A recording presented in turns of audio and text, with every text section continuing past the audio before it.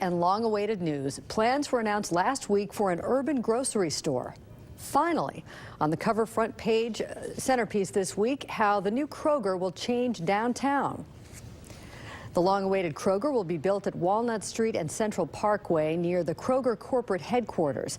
It will be the first grocery in downtown Cincinnati in more than 40 years.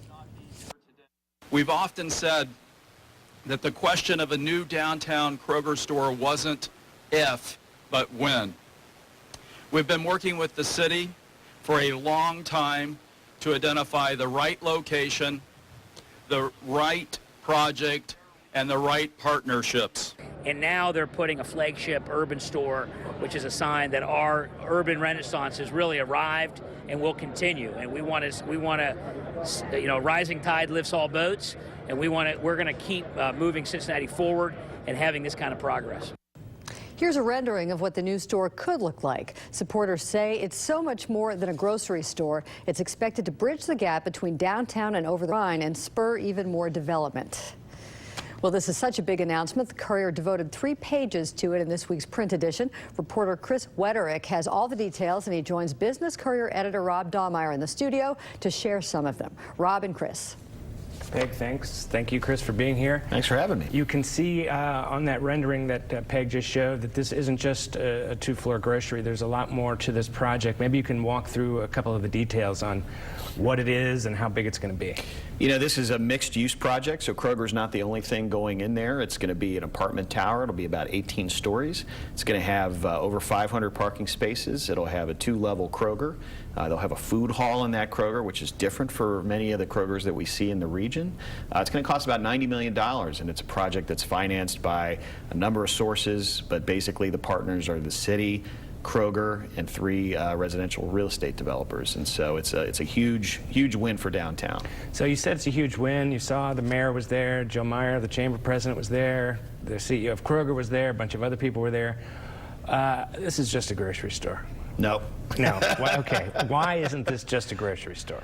There's for a lot of reasons, actually. You know, downtown, I mean, you have access to the Kroger and over the Rhine now. That will close under this plan and be redeveloped in favor of this new Kroger. But it really is something that leaders, the city's leaders and the business leaders in the region feel like will tie the 2 neighborhoods together.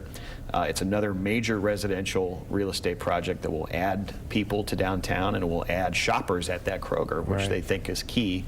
And you know, it's something that really kind of signals that downtown and over the Rhine are here to stay. That's what they think, at least. And you know, the progress and the increase in population that we've seen, that will continue on, because this is a signal that Kroger feels confident enough that there's going to be enough shoppers here and enough people going to this Kroger. Yeah. So you talk about population, and McMullen said we were always trying to find the right time. What was that threshold that everyone was talking about had to be hit as far as how many people lived around the area? Typically they'd like to see about 20,000 people as a living somewhere as a kind of source for customers. And so downtown, over the Rhine, and Pendleton, that's kind of the basin neighborhoods. There's a little bit shy of that. It's a little bit over, closer to 18,000.